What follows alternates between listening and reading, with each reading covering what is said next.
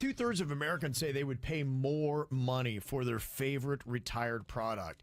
Have you ever found yourself hating it when one of your favorite things gets retired, Virginia? You're like, oh my gosh, no, I use that all the time. It was just that I'd grown up with it, or I've used it forever and I know how to use it. And then they either change it or it's just gone off the market. Cheetos came out with this product called Cheesy Checkers, and I loved them. Yeah. They were so good. And then all of a sudden, they just went away forever. I loved the Cheesy Checkers. Yeah, okay. So good. Yeah, I think when it comes to a lot of the retired products, it is food. In fact, that was the number one thing that consumers said that they most wanted back. 54% said it's a food item that's been discontinued that I want back. Yeah, the Publix had a French onion flatbread pizza they would always make, pre-make. It was a little expensive, I'm not going to lie, but I love the way it tasted. Just done. Completely don't make it. I've gone to 5 different Publixes. Yeah. None of them know what the heck I'm talking about. So you made your own. I made my own. I saw the video Yeah. of you and Honeyface. Looking very cute. Yeah, it is showing off them curls. They say the second most wanted item is clothing that has been discontinued. There is a hoodie sweater I am trying to desperately find for our sweet Denny's. Yeah. I can't find it anywhere. I have looked high and low. I have searched. I've done the picture image. No one's selling it. Huh. I gotta find it before I die. Yeah, occasionally I would find something that just fits great, or that brand or whatever works for me, a style, and then it just goes out, and you're like, well, I'm screwed again. And then footwear brands. A lot of people want classic shoes, I guess, or brands that are gone to come back. You're gonna have to pay for them classic brands these days. Shoes are not cheap. Yeah, no doubt. Yeah, and especially the nostalgic shoe market. It's expensive. Yes. What is a nostalgic shoe market? Are we talking about classic Air Jordans and things like Yes. that? Or are Yes. we talking about, okay. Yeah. For example, I know somebody that collects Jordans. They try to buy the vintage style as brand new as they can get them, and then Yeah. they display them on a wall. Right, And it looks really cool. Yeah. It does look cool. Yeah, I went into a shoe store, my daughter did, in Delray, and she was sending me photos from it. And yeah, you had sneakers on their wall, $2,500 up to $5K. Oh, old school Jordans, if you get Yeah. them in great shape, Right. look out, man. It's insane. Yeah, some of these specific brands were Crystal Pepsi, the BlackBerry phones. A lot of people love that because I still have not transitioned well. I love the BlackBerry keyboard so much better than the iPhone because I never had typos on the old BlackBerry. And now I swear I'm hitting the right place on the keyboard and just still give me the wrong letter. I don't know how that's possible, but I've always had that problem with the iPhones. iPods are another thing. In fact, that's kind of getting to a point now where a lot of millennials or even some Gen Z now are getting old iPods refurbished because they like the concept of, okay, this is just for music.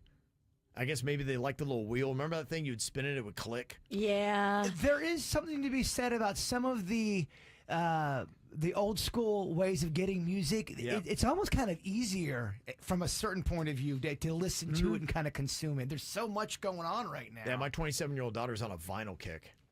Yeah. Loves them. I love vinyl. They say classic Sega and Nintendo consoles, even the old Atari stuff, is really big, and people will pay even more money for it to get it back. It's kind of funny because when I turned 40, you kind of noticed people my age were the things that we grew up with. They were starting to become popular. And now Denny's, he just got in his 40s, and all that stuff he grew up with is now the hot stuff on the vintage market. Right. Well, the people that age, they start to get money for it. And then you realize, wow, it now starts to pop because they got a little bit of expendable income and they want the nostalgia of their childhood because now they're like going, oh my gosh, I'm halfway to death. I could actually buy it. Yeah, Halfway right. to death. Yeah, I mean, if you're lucky, you're halfway to death. Right, exactly.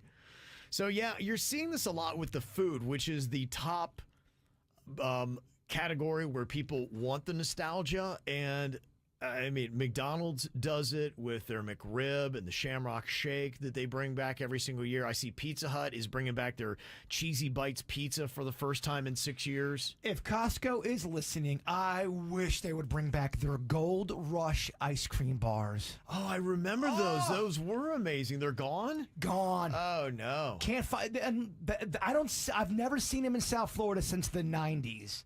Wow, okay. Yeah, somebody said the Publix chocolate marshmallow ice cream was my favorite. Ooh. That sounds amazing. Chocolate marshmallow? That's a great call. Yeah, I can't get it anymore. So is there something out there that you are looking for? And, honestly, I bet a lot of companies would listen to this, and they're probably asking their current customers, be like, hey, what did we take away that you would love to have back? Because if you would buy it again, then we'll put it out there for as long as you'll buy it. My childhood buddy texted me and said, dude, what about Celeste Pizza? And it was not a very good pizza, very cheap, but we loved it, and you can't get it anymore. And there's times where I'll just yearn for it. Yeah. And it's gone. Yeah, that's the number one category, food. That's what people miss most. I'm seeing people talking about bringing back the snack wrap, and I think I've seen that McDonald's is bringing back the snack wrap. Good. They seem to be really in tune now with their customers, and it's almost like McDonald's went through a phase where they tried to tell you what you wanted rather than asking you what you wanted, thinking you knew. Or they knew, and now that they're kind of paying attention to what people want, they're like, all right, get back to what we did. Yeah, I don't want no food advice from some clown. Yeah. Give me my double burger. Yeah. So, a lot of stuff. Red Baron breakfast pizza. Do you know of that? Oh, yeah. They don't make that anymore. Yeah, that's what they're saying. Bring that back. What was a breakfast pizza? Oh, it was. You would have egg chopped up on there with little sausage pieces or bacon, and it would kind of have a gravy sauce on there as well. For those that want to start their day with a 3,000 calorie breakfast. What, are you working on a farm? Really? No, he's coming in to do radio. And they made two. They made two of them per package, so you couldn't just eat one. And they were heavy, man. For you and your fat friend? Yeah. Why do you need two? Because you have a farmer's appetite. But you work in the city. Exactly. That's how it went. This is how we do. It's the KBJ Show.